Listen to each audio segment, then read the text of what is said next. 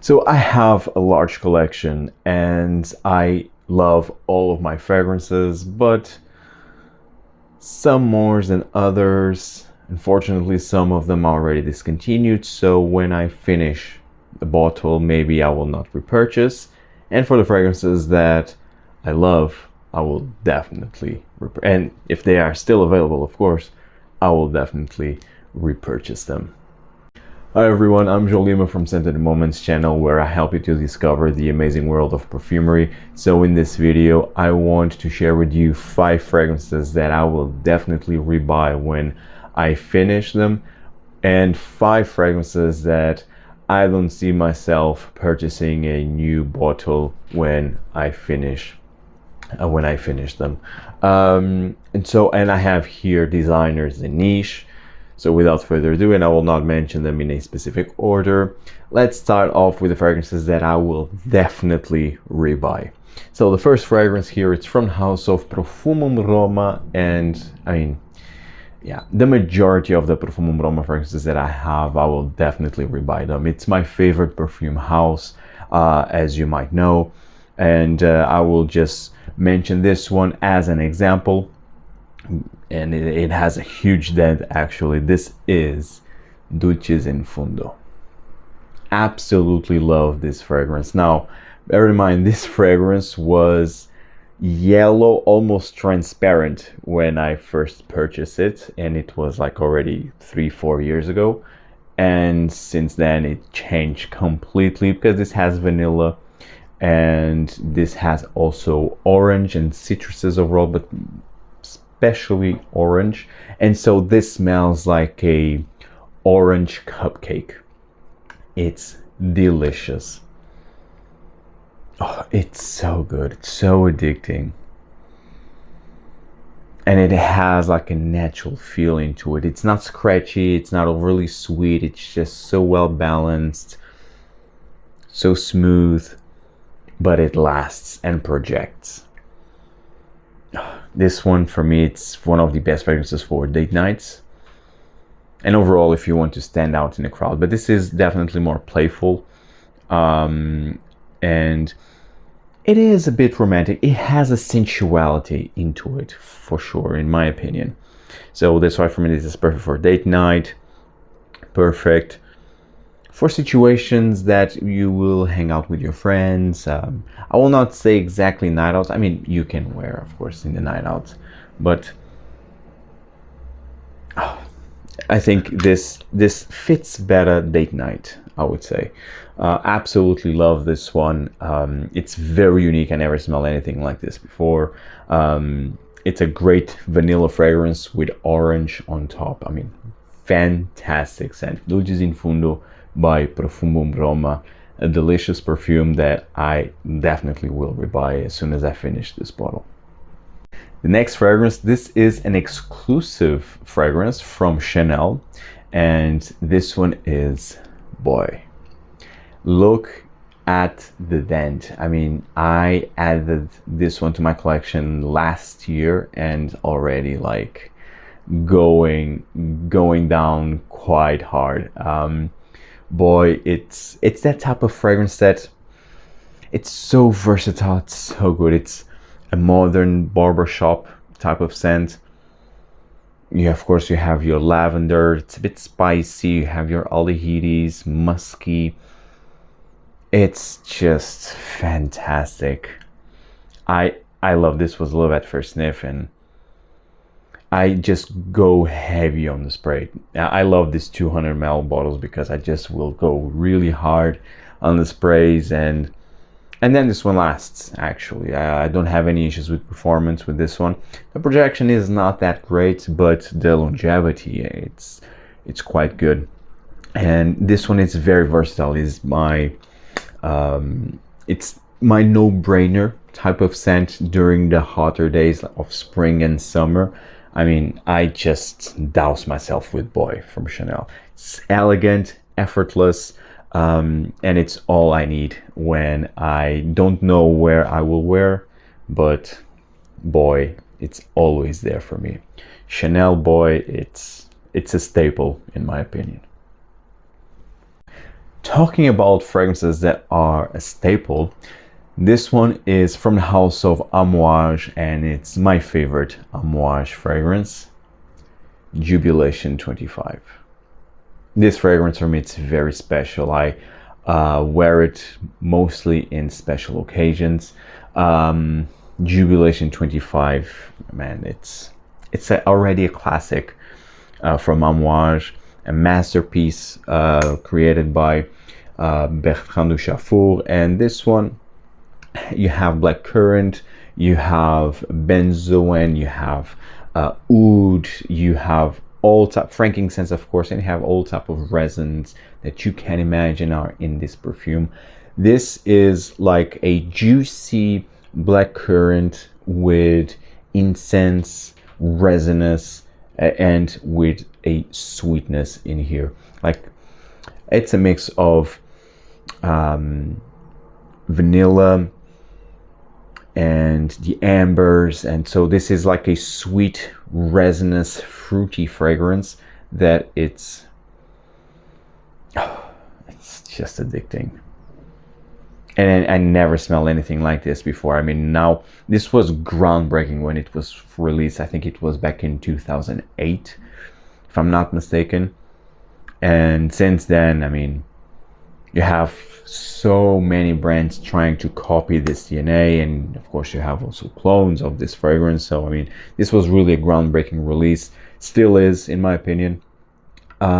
People say that this is a version that, I will not say vintage, because the vintage it's not magnetic, but this is the second reformulation, and now you have the third reformulation. So people say that now you have here Jubilation 25.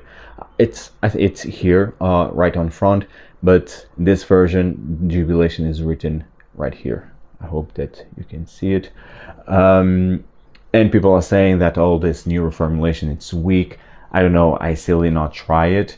But what I do know is that, or at least it's a rumor that it's been going on for quite some time now, that Amouage will release an extrait version of Jubilation 25. And I'm telling you that even if I will not finish this bottle until then, I will grab that, period. And I think I will be set for life in terms of Jubilation 25. Absolutely love this one. It's, if you want to smell regal, this is the one for you. Regal is, I think it's the most used word when describing this fragrance, and I think it is because it's very rich, very intense, and people will smell you. It's loud, but it's not scratchy, nor it's intriguing because it's a different perfume. It's a unique perfume that no one around you smelled before. And so Amouage is that type of scent that if you want to stand out, if you want to smell rich, this is the one. It's Amouage Jubilation 25, and it's one that I will always want to have in my collection. Now let's talk about designer fragrances in the mainstream designer fragrances. And this one for me is that type of fragrance that if you would ask me for a signature scent, Dior Homme. The original, of course, not that abomination of 2020 version. It's the Dior Homme, the original. This fragrance, I mean, and you can see the dent here. I mean, and now I have not been wearing it that much because, I mean, I'm seeing this going lower and lower. And although I already tried the original, like now you have Dior Homme, this version that says here original, and pretty much smells the same, so I'm not really concerned about that. But still, I love this. I really like this one, and I have some sort of a phobia to see my bottles going lower and lower here. But yes, I mean, you need to finish. You need to wear them. You need to finish your perfumes. And Dior Homme, it's iris, cacao, woods. It's elegant to the max.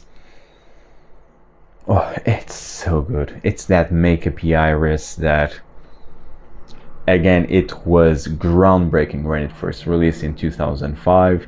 This was created by the original Dior Homme, was created by Olivier Polge, and this was reformulated. This is a reformulated version of 2011 made by François Demachy, because then he became the in-house perfumer of Dior. But the original Dior Homme had like the silver stem.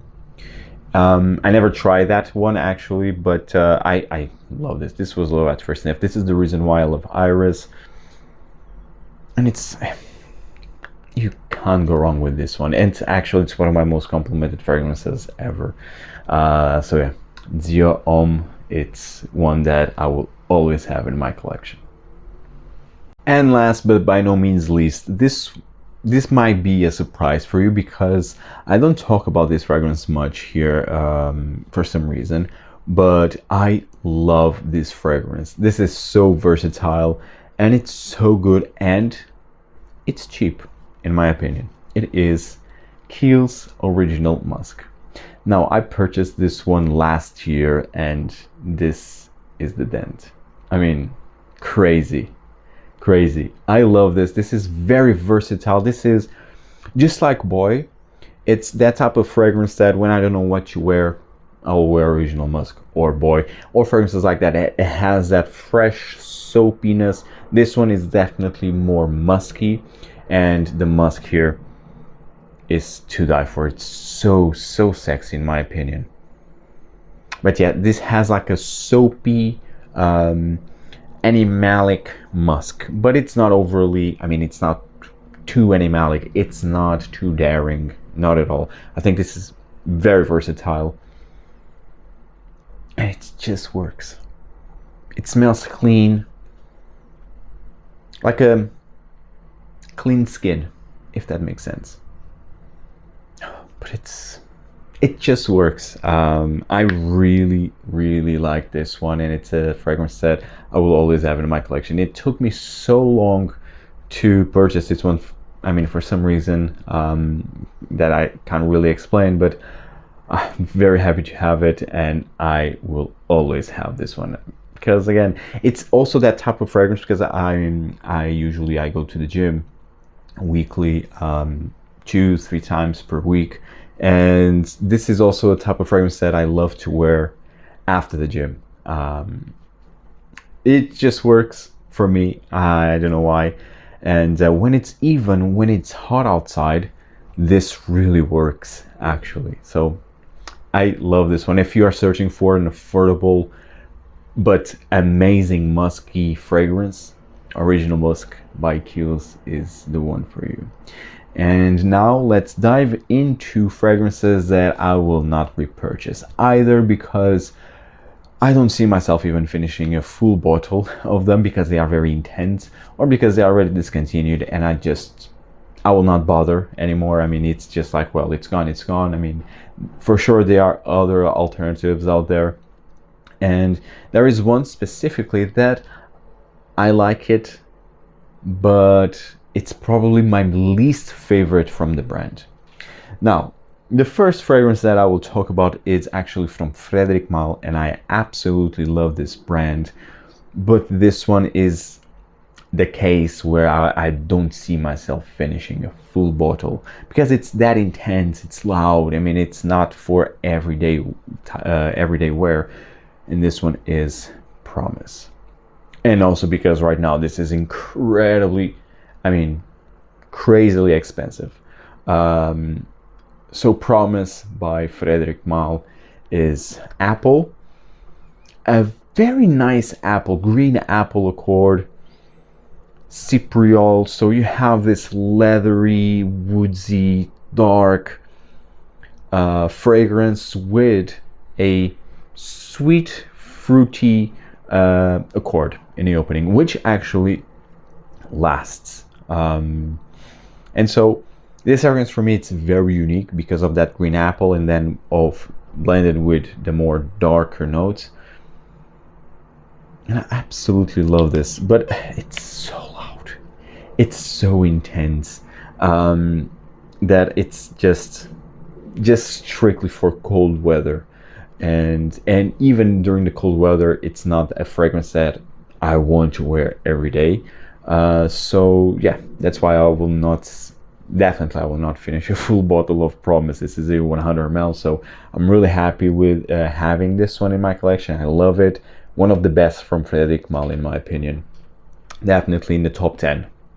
And that's just, again, my opinion. So Promise from Frederic Malle, I love it. I just don't see myself finishing a full bottle, so I think I will not repurchase Promise. Another fragrance in this category of they are so intense that I think I will not finish a full bottle. This one is from Maison Francis Kurkdjian, and it is Oud Satin Mood. And I mean, although I already have this one for 4 years, or 3 years, it seems that it's full. No, but I already wore this. I just don't go heavy on the spray because I don't need.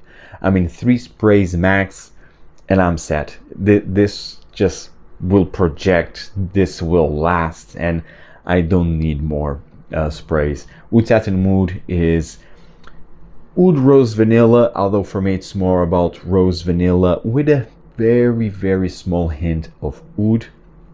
And even the oud here, it's more likable, it's more commercial, it's not that funky, daring oud. But I think this is a great oud rose fragrance for beginners, in my opinion. But it's more about the rose of vanilla than a touch of oud. I love this. Very sensual, very opulent, but because of that, it's not a fragrance that I wear every day during the cold weather and just in cold weather. So that's why I don't see myself repurchase another bottle of Oud Satin Mood, but I absolutely love this one. Now, let's talk about the designer fragrance, and this is Chanel, but now this is from their mainstream collection, and this one is marketed specifically for men. This is from the Allure line, and this is that case where I like it, but it's definitely my least favorite from the brand. I bought this one when this was incredibly hyped, and I was still more or less a newbie in this community, and I was just like, okay, like I will just blind buy. I like it, but this is not Chanel. And more that I discover Chanel, this fragrance for me, it's the least Chanel fragrance, let's say. And because of that, I will definitely not repurchase this a full bottle of Allure Homme Sport Eau Extrême. Yeah, this is a mouthful. Allure Homme Sport Eau Extrême. This is not Chanel.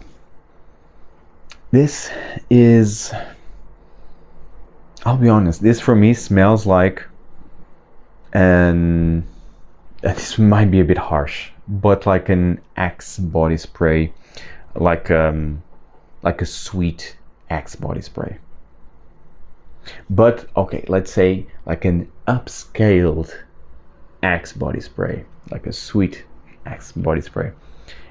It's the impression that I get, and because of that, it's just it's not a fragrance that I really reach that much.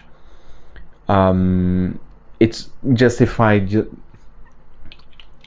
don't know what to wear, and then I just want something sweet and fresh at the same time. So I'll go with this one. But every time I wear it, it's like I should have picked something else because this smells a bit. Doesn't smell expensive. This doesn't smell like a Chanel fragrance, and that's why for me, as soon as I finish a full bottle, I will definitely not repurchase. The best fragrance, the best flanker from this line is for me the Edition Blanche, which I absolutely love. The cologne version is also really good, but this one, it's not for me, and I love Chanel. Chanel is one of my favorite brands overall, and this doesn't smell like Chanel. But well, it's still nice, it's still very versatile, it's likable. I mean, very mainstream.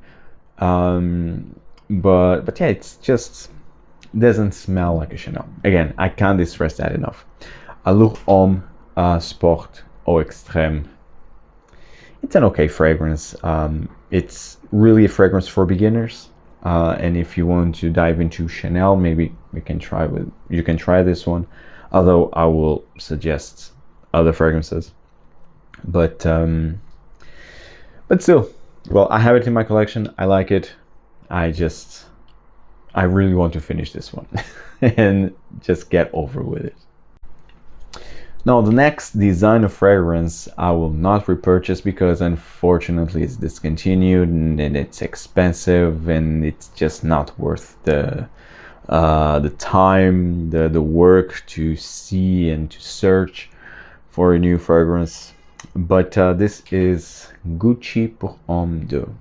This is probably my favorite tea fragrance, and I have great memories attached with this fragrance. I purchased this one, I blind bought this one, and this was really in my early stages of my journey, let's say.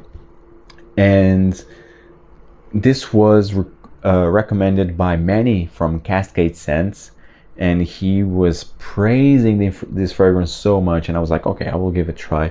And wow, it was a love at first sniff, and this is the reason why I love tea fragrances. And since this fragrance, I still did not find a tea fragrance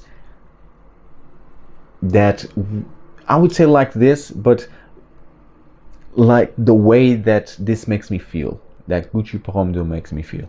I have quite a few tea fragrances nowadays, but any of them make me feel like this one. Maybe because I have that attachment, that emotional attachment, which plays a huge part when we are talking about perfumes. But it's the Saint DNA. This is spicy, it's warm, it's cozy. It's a bit smoky. It's a black tea fragrance. I mean, it's amazing. And you have also violet leaves in here. It's amazing. I absolutely love Gucci pour Homme 2. Oh man, so good, so good. Unfortunately discontinued. Maybe it's that this is one of my biggest regrets, that I didn't repurchase a bottle when it was still readily available, even in duty-free airports. But well, it is what it is now. I'm sparing now my Gucci pour Homme 2. Absolutely love it. It's one of the best, for me, the best tea fragrance ever created. And last, but by no means least, this is a niche fragrance, and this was discontinued. Well, this was rebranded, and by rebranded, I would say that this specifically was discontinued because the new fragrance that replaced this one, it's completely different. This is from the house of Puredistance, and it is Puredistance M. I absolutely love this fragrance. This is one of my favorite leather perfumes ever. Although this is very spicy and dark and smoky, this is very sexy, very elegant. And actually, every time I wore this fragrance, I got compliments. I mean, this is an extrait de parfum, and this not only lasts but also projects. And this is inspired by Bel Ami by Hermès, which I don't have actually. It's a flaw, actually. I have the Bel Ami Vetiver, which I absolutely love, but I don't have the original. And this is inspired by that one. But when you will compare the current formulation of Bel Ami with this one definitely smells richer, thicker, denser than Bel Ami. But I would say that now Bel Ami is the only alternative to Puredistance M. Now you have Puredistance M V0, I don't know, created actually by Antoine Lee, but it's just completely different and doesn't tickle my nostrils. It's just a woody leathery fragrance from memory. It really did not impress me, but because I mean the predecessor, it was a masterpiece. I love it, although it's inspired by Bellamy, but it's perfection. It's one of the best leather fragrances ever created, in my opinion. Unfortunately, discontinued. I don't know why. I don't know what happened, if it was sales or it was maybe just a material that it was hard to get. I don't know. But I'm very happy to have a 100 ml bottle of this masterpiece here. And although I already wore it a lot, but it's there's still a lot of liquid to go, and I will be. And this is a fragrance for special occasions, so I will be sparing this one for those occasions. Puredistance M, it's a masterpiece, but no longer with us. Guys, I hope you enjoyed this video. Tell me in the comments down below what 5 fragrances you would definitely repurchase, and 5 fragrances that, although you have them in your collection and you wear them, but you don't see yourself repurchase them when you finish the bottles. I would love to hear your suggestions, and see you in the next video. Take care, guys. Ciao.